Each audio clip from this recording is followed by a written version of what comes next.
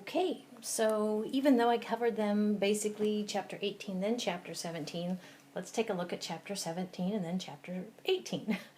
So one of the things you're going to want to know for your unit exam is to be able to list the 8 major eras of a universe.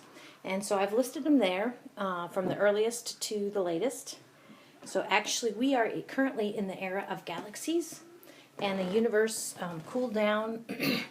Ever since the Big Bang, it's been cooling and cooling and cooling. Now there are 8 listed here, but they are definitely not to scale, I guess I should say.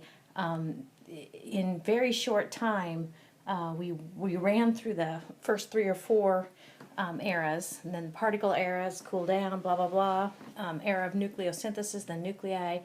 And next to the era of atoms, I have a note there that actually that was about 380,000 years after the Big Bang that the electrons found those cute little nuclei.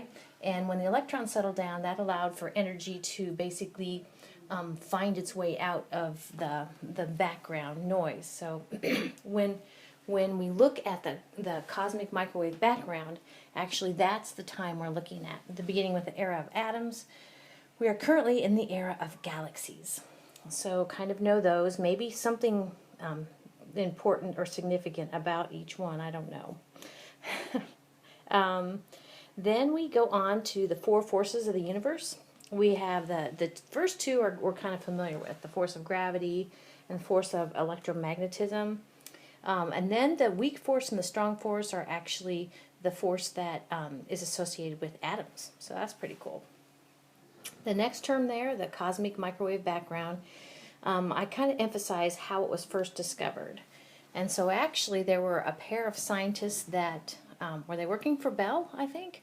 And they wanted to be able to track this balloon satellite. It's early communication satellite, and they were using a form of radio astronomy. And they tried to get rid of this kind of background noise, and that background noise was actually the thing of interest, ultimately.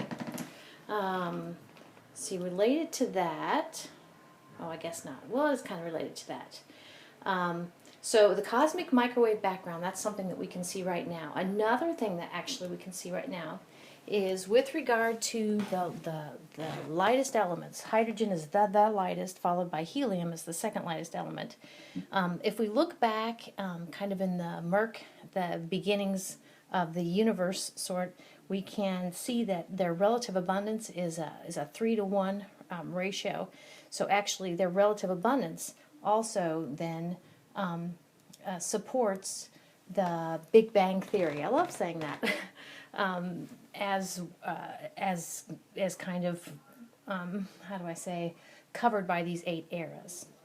Okay, so those 2 things, the cosmic microwave background and the relative abundance of elements, they both support the Big Bang theory. The next thing there, inflation. Inflation was basically, and I've heard it, that the universe expanded, literally moved faster than the speed of light. So we know that the universe is getting larger, it's expanding, and its expansion is accelerating. But early, right after the gut era, I want to say, this phenomenon called inflation occurred, and it's an amazing thing. So that's what inflation is, and actually inflation fits quite well with, I don't know if you remember the text talked about kind of seeding galaxies and things like that. So that's what inflation is. And the last one is Oberst Paradox. So Oberst Paradox, I think this will get you on the exam, get you to where you need to be on the exam. Basically, it says that since our nighttime skies are dark, that means that our universe must be finite. Okay, if our universe were infinite, then we would not have dark nighttime skies. So on to chapter 18, starting with dark matter. Dark matter, the dark part of dark matter means it's not visible. And actually down a few terms later, I covered the 2 types of dark matter, machos and wimps. But in the meantime, it's not visible, and yet we know that actually most of the matter in our universe is dark matter. And we can know that this matter is there even though it's not lit up because of its influence on other objects.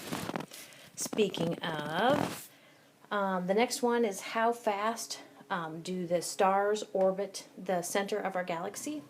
Relative orbital speeds of disk stars in our Milky Way. And basically, instead of like going slower and slower and slower, like the planets that orbit the sun, you know, as you get out to like Neptune and Uranus, they're traveling pretty darn slowly. Basically, our rotational speed kind of flattens out. So that's to say, remember, your textbook kind of talked about this. That's actually looking at how stars don't go slower and slower as they get farther from that supermassive black hole in the center of our galaxy. That is a reason why we know that basically there is a bunch of there's a bunch of matter in our galaxy that we can't see. All right, the next one. Isn't that a pretty picture down there? So in that figure, remember from your textbook, those little dots are galaxies and or clusters of galaxies. And so just in general, you should have a sense for how our galaxies are arranged in our universe, and they're organized in clusters, and then those clusters of galaxies are organized in superclusters. I just think that's so funny. You would think they could come up with some other sort of term. And then actually there are large bubbles in our universe where there is nothing. Okay, so those are called voids, and the superclusters kind of end up kind of organized in actually several wall type features. Okay. The next one is how do we know how massive a cluster of galaxies is? And we talked about 3 ways. One is that we can actually observe how the galaxies within a cluster are dancing, and then we can understand what sort of mass there is. The second one is we can measure the temperature of a cluster of galaxies and get a fix on what its mass must be. And the third one is my favorite, gravitational lensing. Remember, gravitational lensing basically uses Einstein's, one of Einstein's theories about dense objects, or a set of dense objects, like a cluster of galaxies, actually make a dent in the fabric of space and time, and then light can be bent. Objects that are behind the galaxies can be seen. But anyway, the amount of gravitational lensing that a cluster of galaxies create can be a way to understand how much mass there is. All right, machos and WIMPs. What they have in common is they are both types of dark matter, candidates for dark matter. Machos stands for massive compact halo objects. And so machos actually are normal matter. And remember we said that with regard to galaxies, there is like all around it in the halo region, there definitely is dark matter. So machos is ordinary matter that's non-illuminated. And then there are WIMPs, stands for weakly interactive massive particles. And these are more exotic, okay? And actually these would be probably atypical matter. Let's see, dark energy, I didn't have a whole lot to say about that. Just like dark matter, dark energy can't be seen, but we can see its influence. And actually dark energy is most likely, and that's the last term, set of terms coming up, most likely dark energy is why the universe is not just expanding, but its expansion is accelerating due to, got to have some energy to accelerate, due to dark energy. Let's see, the last one, and I went ahead and brought in a figure here. It's tiny, I know. But kind of from left to right, we have 4 versions of our universe. And they differ by the amount of matter that would have been present at the time of the Big Bang.